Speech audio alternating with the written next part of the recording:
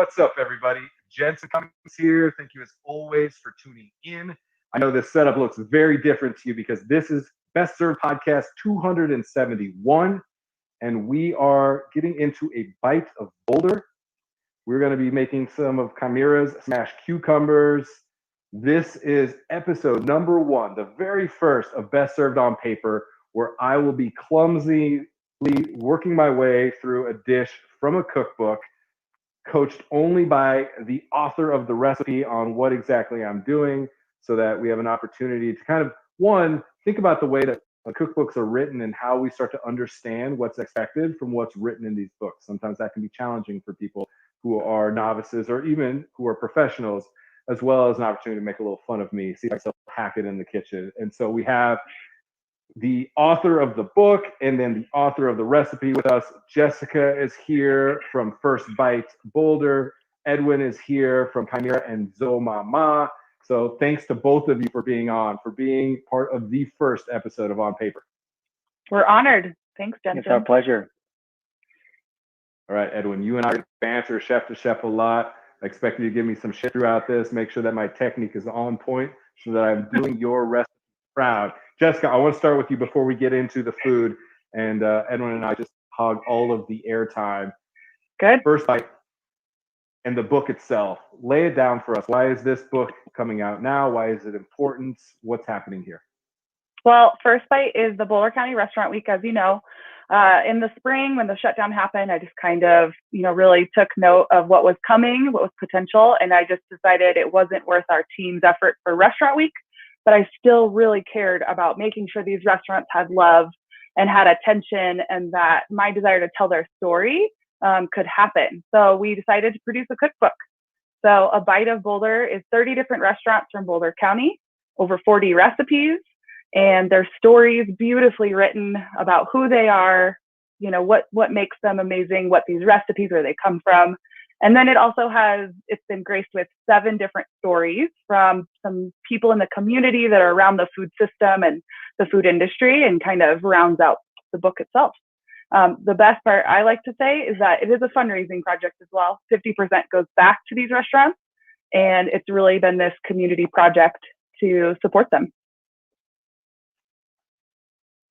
Really appreciate that. Restaurants are the epicenter of community, right? Culture and commerce. They give so much back into their communities. I think it's very important to always tell meaningful stories that happen to also represent delicious food, beverage, and hospitality, I think. And so the story is very important. So Edwin, this dish itself, I was excited. Again, I'm blind. I haven't gone through the recipe. I just kind of got the ingredients and was like, all right, I'm going to just let you guide me through this, because I thought that'd be a lot of fun. But also just seeing smashed cucumbers, I instantly went to Huang, which is the name of this dish. And I hope I didn't butcher the pronunciation there. But this is a dish that I actually know from Sichuan food.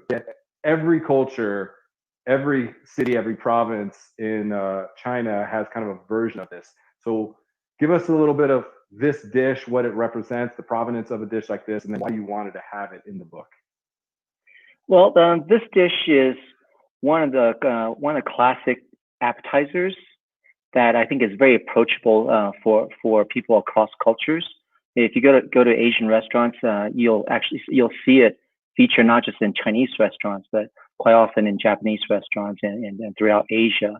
And what's really remarkable about this dish is that it is so approachable, both in terms of the flavors as well as the preparation.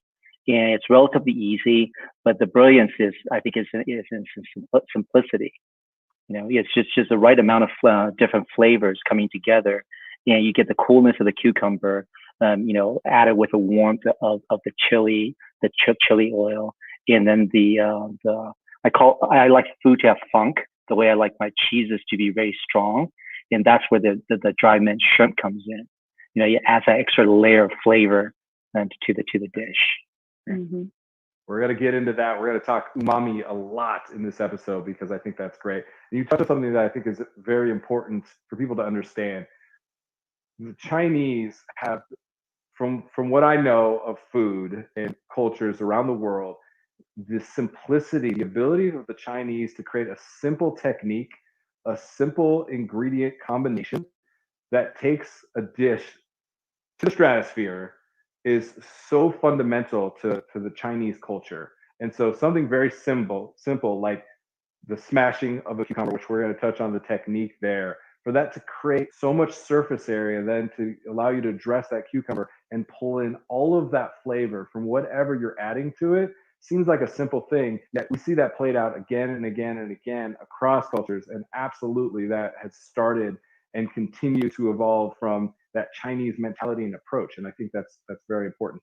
This dish in the book itself, you could have done all kinds of dishes. You're famous for a lot of dumplings and things that maybe are a little, I don't know, sexier, a little bit more like oohs and ahs versus like, okay, they're making a cucumber salad that you wanted to include it. And it was important for you. Talk about why that was. I'm sorry, I lost you at sexy. So, what was the You're making him blush. Perfect time to cut out. Why was this recipe important for you to have in the book? Because it just seems like a simple, humble cucumber salad when you could have put something sexier into the book. Why was this recipe important for the book specifically? Well, again, I think it's so important for the, for me, a cookbook not only needs to look good, but it has to be very practical to the reader. Mm-hmm. And for us, Chimera and Zoe, it's so much of our foundation is based on approachability and affordability. So I think that this dish very much represents our values that way. Absolutely. I think too, it's a great addition in the book to round out. Yeah, I think it's a great way, as it is the intention for each recipe in this book is your first bite of that restaurant. This is a great first bite, and it just makes you want to go order everything else off his menu. Yes, let's do that. I am excited to make this. Funny, I mentioned I've had this dish in a lot of different interpretations at a lot of different restaurants. I mentioned Sichuan is one of my favorite food styles of China. And what I liked about this dish is that when I'm getting tofu skins, when I'm getting hot pot, that cucumber kind of saves my palate. There's just that little bit of cooling that cleanses and refreshes you, that gets you ready for the next insane face-melting amount of chili or Sichuan peppercorn that's, numbing your mouth. Appreciate that. All right, I'm guessing, well, you tell me. I'm guessing I'm starting with cucumbers, but tell me, start the guy, Edwin. What am I doing here, Chef? Well, yeah, first thing you want to do is cut the ends off. Perfect. Why don't I want to eat the ends here? These look delicious. Yeah. If you kind of like if you're eating strawberries, you wouldn't want to eat the stems either. So, and then again, you cut it to generally in Chinese cuisine, the food are cut to bite size, so that it does not necessitate utensils like knives and things like that. So 2 to 3 inches is a good width to cut it. So cut Am I cutting that in half? That I would probably cut it. That's right around the middle. Probably about cut it thirds or about thirds. Let's try thirds for the first one. See how. Yeah. Thirds. Got it. Yep. And then actually, what I would do. I apologize. My buddy Elon from Element Knife Company gave me a knife just for today. Nice. Yeah, go Elon. Cucumbers. What is the perfect knife? Yeah. Elon, Elon Wenzel at Element Knife Company. Yeah, shout out. Go ahead, keep going. What am I doing next? And then, actually, I apologize. What you should do first is actually cut it lengthwise, and then that gives you a flat surface to work with. Yeah. Yep. Okay. Understood. Yeah, and then depending on the diameter of the cucumber, you will want to cut it into another thirds or half, so quarter. Okay. Yeah. I'm gonna try this again. Lengthwise. Very good. Flat surface. Then cutting in thirds. There. Yeah, that looks pretty good. Yeah. Let's see. Am I consistent? What do you think? No. Yeah. And after that, what you want to do is depending on the diameter. Generally, the smaller the cucumber, you can just finish quartered. But if it's really big, then you will want to cut it into thirds again. Okay, so that looks pretty good. Let's try So that. I can either cut it right down the middle again, Yeah, or I can cut exactly. it in thirds this way. I'm going to cut it in thirds. Yeah, I like that. again depends on how big your cucumber is. Okay. And the reason why we want to use use the smaller cucumbers is because that's looking pretty good. Mm-hmm. Very good. Yeah, the reason you want to use a smaller cucumber because the large cucumber has a lot of seed in the middle. Correct. And we don't really want that. And what type of cucumbers are these? So these What kind did are you get? from Pacific Ocean Market. Okay. And they are Persian cucumbers. Yep. Yeah. Awesome. Yeah, generally the small Correct. pickling cucumbers would do just fine. And then we're going to pull one of that comedian, the watermelon trick thing.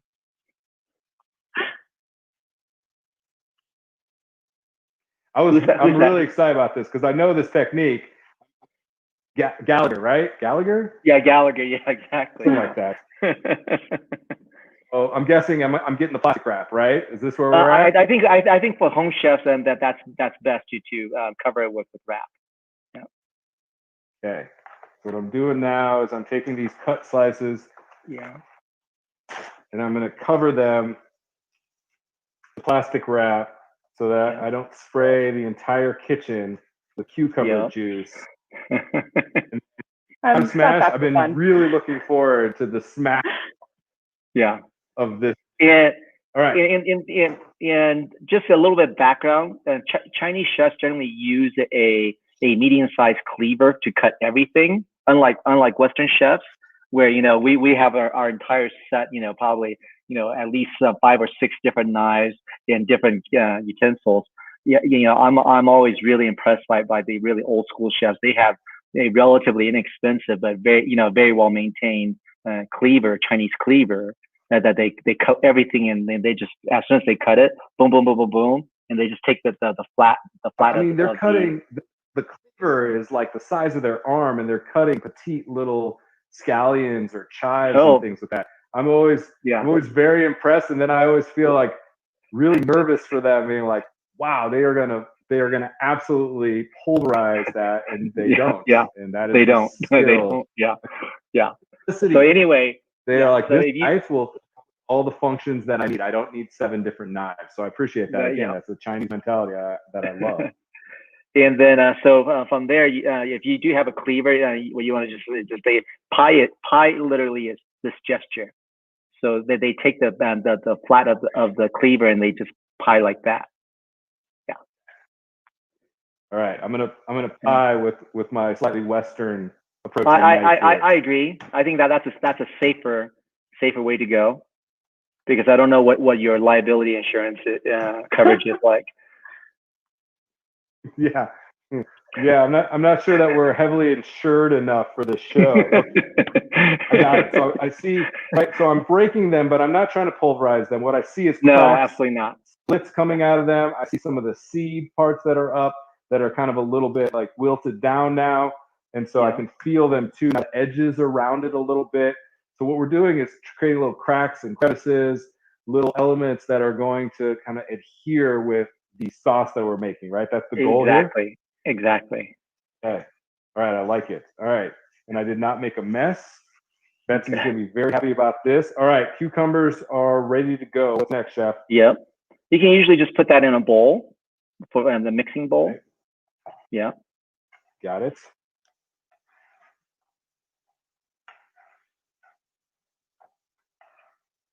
All right, this is looking good. All right, so I've got the cucumbers into the bowl now. They've been lightly smashed. I see like a little bit of seeds, juice, lots of cracks, some little broken pieces. What's happening next, Edwin? Next, what you want to do is go and cut the scallion or green onion. Okay. Yeah. And am I doing a straight mince? Am I cutting sticks? Yeah. Almost like a chiffonade. In terms of thickness, fairly thin. Yeah. Whites and greens. Yeah, and what I usually do is I just so I have fewer cuts. Can you stop for a second? Is cut it in half, lengthwise. Cut it in half. Yeah.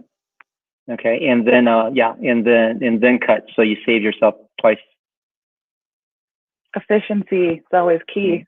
Yeah, I like that. I was baiting you to get me to this point because I definitely felt myself being like, I've never cut one green onion from length to length before as a chef. Yeah. All right, so then I'm cutting these nice and thin to win. Yep. And a little of the white, a little of the green. I like that. It's so funny. I feel myself doing this. I have such a Japanese technique of the angled cut, and I can feel myself moving my knife into the angle cut now. Yeah. All right. Got this cut down. Yeah. Very good. Amazing.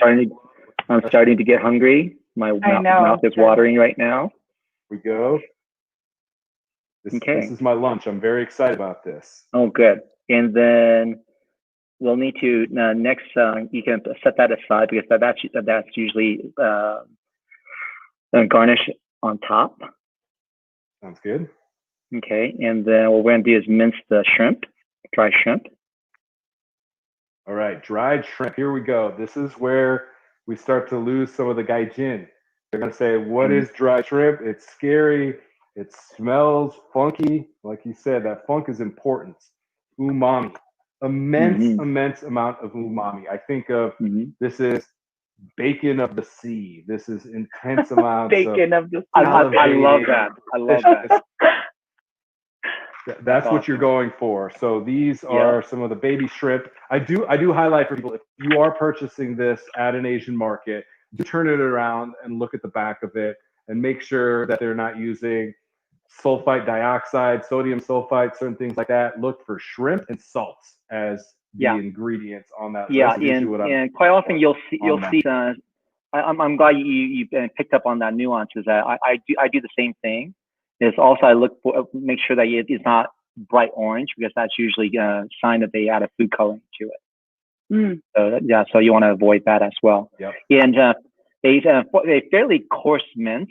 So you get like you said, like bacon, you get these little bacon bits. Yeah. I got about a tablespoon and a half here. Yeah, that looks good. Okay. I like a lot of funk, so I tend to be a little heavier with that. These are really kind of tough and dried. So I'm just making a very concerted effort to drive through the cutting board.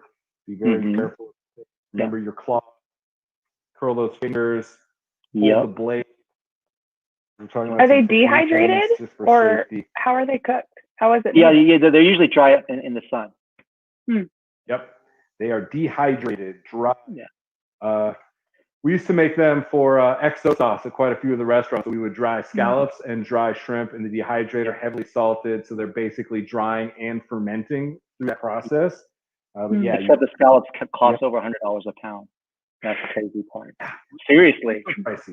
So pricey. It's like scallops. And just for the fun technique of chefs, the other thing I sometimes use for dried shrimp is actually taking them, and usually I'll get bigger ones, but you can actually, these will work. You can microplane them. This is for plating here for us fancy chefs. Look at us here. A little sorbet action going on. Come on. You know I can't help myself. All right, so I got my coarsely shrimp. Yeah. These are going in the bowl? Let's see. I also use that as a garnish. And then one thing to note is that something that I do a little differently is that I actually toast them lightly to give them a little crunchier texture. Yeah. But again, that's just something that I do. These little chef tidbits. That's where you get the good stuff. You want to know the best thing on the menu? Look at the cooks eating. Look how they're doing it, right? The little bit of that flair, that nuance, the toasted shrimp, and then you're setting yourself apart. I love it. All right. Yeah. Now, okay. Now you're ready to mix. Yeah. So just add the. I feel very ready for this. Oh, good. Now you can add the rice vinegar. We got rice vinegar. I got chili oil, and actually, as soon as chili oil, I brought this out because this is one of my favorite products. Fried chili and oil. Again, kind of a Sichuan style product. That I really, really like. That's got some peanuts in it as well. This is a super interesting one. I got sesame oil. Okay, he's going off script. What are we gonna do? Oh yeah, I can't help myself. All of a sudden I saw the ingredients. All right, how much rice vinegar is going in? Usually about one. I think for the portion, I think we said 1 tablespoon, 2 tablespoons of rice vinegar, yeah, 1 tablespoon, 1 tablespoon of chili oil. Your cucumber look a little big, and it's not a compliment.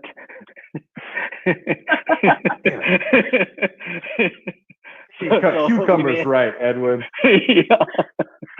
Sorry. Is this? I'm totally pulling family off program? script audible. I'm going to throw in some of my favorite chili oil. Okay. Yeah. I got chili oil. At this point, it's a little bit to taste, and then just a pinch of salt. Okay. You can do your salt bathing again. Yes, let's go. I got just a couple drops of that sesame. This black pure sesame oil is strong. Yeah. And then I'm gonna do a couple turns here. Yeah, with the sesame oil, it really needs to be noted that when you get really high quality toasted sesame oil, just a few drops will do it. It is not there as an oil, like a salad traditional sense. It is there purely as a flavoring. Okay. Correct. Yes. And then next, all you do is just kind of toss it lightly. Okay, so you can see. Yeah, now we got a little sauce there. We're getting some color now. Contrast. Chili oil. Yum. This smells unbelievable. This is everything that I want. A little bit of that acid. You got the chili oil that kind of stings the nostrils a little bit. That sesame oil, again, so intensely umami. This is going to make me very, very happy. All right. Yep. So next, you're ready to plate. So put in a good-looking plate. Here we go. I mean, I got a pre-dusted black plate here. Dusted black plate. All right, and then I'm just going into the middle. Yep. And that's where your creative plating comes in. I like it. And just for the sake of time of scooping here, I'm going to kind of leave it at this. Throw a couple back in, and hold on. Got to get some of that dressing. Got to go to the bottom juice. Yeah. Got to get that bottom drippings. That's the good stuff. Okay, here we go. I like it. Love everything I'm seeing. All right, and now I'm finishing with garnishes here. Yep. Then just I personally like to put the shrimp first. Okay. So it sticks. Shrimp on this. Yeah. Oh yeah. And then the scallion. This looks and smells amazing. Scallion. Yep. And I really appreciate you guys too taking it really easy on me for our first episode of this, because there was very little chance that I was going to mess this up, even though I can't cut cucumbers apparently. But this, we didn't really know your skill set, so we want to make sure we played it safe. That looks great. Smart. I know Sophie was like, let's not have Jensen crash burn on the first episode of this. Okay, I'm going to take a bite of this in a minute. I want people to take a look at this. Other thing that was important, and I even saw this as some of what First Bite has been talking about a lot with your restaurant week and some of that. You've been really promoting your restaurants, inclusive of all the restaurants that are in the book, on some of the meal kits, take home. Supporting restaurants right now is so important. So many things are happening with the pandemic. So many things are happening with shutdowns of restaurants. Any way that we can, again, cultivate community is important. And so we have a ramen kit from you, which I thought was amazing. And so if somebody ordered a ramen kit from you, they got a little broth and a really just simple, what do we got here? We got our alkaline noodles. Yeah, if I can speak a little bit to what's in there. Real quick, only what I'm is that people who know me know I'm an absolute noodle nerd. Yeah, I'm absolutely obsessed with fresh noodles, and so I've been on this quest to make fresh alkaline noodles, or ramen, which means literally noodle. And so one of the things, I absolutely adore and love eating ramen and eat it every opportunity I can. But one of the things I wanted to bring to our culinary landscape is actually using fresh made ramen instead of factory made, because in the United States, for a variety of reasons, almost all restaurants use factory made noodles. And so I wanted to have our guests in our community be able to taste the difference between a factory made versus an artisan house made noodle. So that's what we have there. And in terms of flavors, the reason we call the restaurant Chimera, which is a mythical beast with different features, is that that's sort of who I am, in terms of my background, as well as my culture and my immigration story to America, and the things that have influenced me really comes from these different parts. And so one of my favorites, I love spicy, which I think you guys do as well, is and so one of the dishes that I really love at our restaurant is the spicy red rum. The red rum is kind of the nod to Stephen King's horror film. Yes. Love it. And Edwin, so this broth is so aromatic, so rich. Like instantly, it just fills me with so much joy. I cannot tell you, because I could literally eat either you give me a bowl of rice or a bowl of noodles every day of my life. I would be happy. You throw these cucumbers every once in a while as a little treat. I'm a happy person. So I really appreciate it. So somebody's getting this meal kit, right? They have their broth, and they have obviously their broth of choice. You have the noodles. What am I doing? Am I throwing the noodles in the broth? Well, make sure to put in a large pot of water. Make sure you have a large boiling pot of water in a nice rolling boil, noodles, and cook it for about 90 seconds, and it's ready to plate. So your broth is hot. Okay. Well, I'm going to use the I'm going to use the broth of that, because I don't have a pot of boiling water, but I got boiling broth here. So I'm cheat a little bit for the sake of television here. It's all okay. So I've done that before. Actually, there's a benefit to doing that. That the flour actually thickens the broth a little bit, gives it a little bit more viscosity. Oh. Yeah. And then I got some garnishes here. Tell me about the garnishes that we're putting on top. I can't see what you have, but you probably have the sprouts, the green onion, or the scallion. Like I got some pickled, green onion, and then some. And those are the wood ear mushrooms. Wood ears, nice. Yeah. Beautiful. Okay, so cook for 90 seconds. Okay. While I'm doing that, while I'm waiting for that, I am going to jump in and give these cucumbers a taste, because they look absolutely amazing. Let me get my chopsticks. And I just wanted to mention something, is that I really want to give a big shout out to Jessica. Thank you so much, because it's 2020 has been I have some really choice I can't use for public consumption. Any words that you desire, Edwin, on this. But I really want to thank you so much for your effort to engage the community and promote the community. It really means a lot to me. I think it means a lot to the rest of my contemporaries. Thank you, Edwin. You guys are the lifeblood of our town. You are what make Boulder interesting and exciting, and I want to make sure that our diners keep in touch with you and keep you guys out there. So thank you. Yeah. Well, I feel the same way, but from the other side, is I feel like restaurants, really is one of the foundations of the community. I tell people, they think I'm joking, but I said I travel for food. When I go to a city, I don't, no disrespect, but I don't really care about their architecture. I don't care about their museum. I care about their restaurants, because I feel like I will know more about the city by eating in their local restaurants than anything else. And that's how I feel about it. Yep. I think there's more and more people just like that.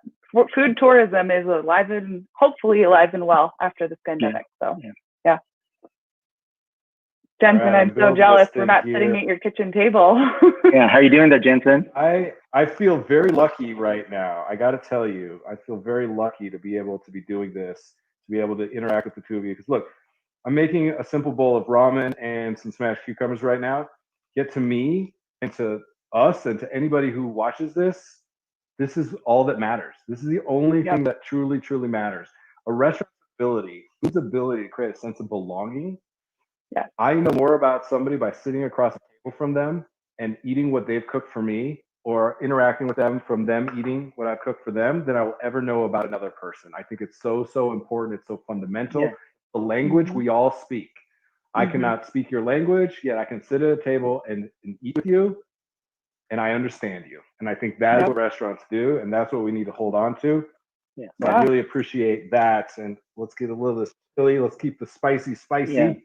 I like that's great. Yeah, that's our spicy miso bomb. Vibrant, intensely vibrant flavor. There's a little bit of earthy and umami. There's lots of bright notes from the acidity. It is a complete meal in and of itself, yet as an accompaniment to something like a spicy umami dish like the ramen is exactly what you need. I like you got some pork belly here, which is my favorite vegetable. Good job. That's it. I'm cutting us off here because I need to eat this. This smells amazing. It tastes amazing. It looks amazing. The book, once again, A Bite of Boulder. Make sure, right? This came out November 12th. We got links to where you can find it. Also, 5280 just dropped it on one of its books for the holiday season, right, Jessica? Touch on that, Correct. and then we're out of here. Yeah, we are available right now. firstbiteboulder.com/cookbook. It's on our website. Also, all the restaurants have it for sale. Some bookstores, local places here in Boulder have it. We will ship anywhere in the U.S. Boulder's love travels far. And yeah, we were blessed to have been selected as one of the 5280 holiday gifts this year for their gift guide. That's it. This is why we do what we do, to be able to connect, to build community around a table, around dishes, around something so quintessentially simple, yet so fundamental and delicious. It checks every box I could imagine for what it means to be a chef. Edwin, Jessica, thank you so much for sharing, for allowing this opportunity to happen, for being a part of episode number 1. And we'll see a lot more of these as we continue to do Best Served on Paper. So thank you so much to the two of you. Thank you, everybody, for tuning in. That is it. First installment. Thank you so much. Cheers. Enjoy your lunch. Bye-bye. Much love.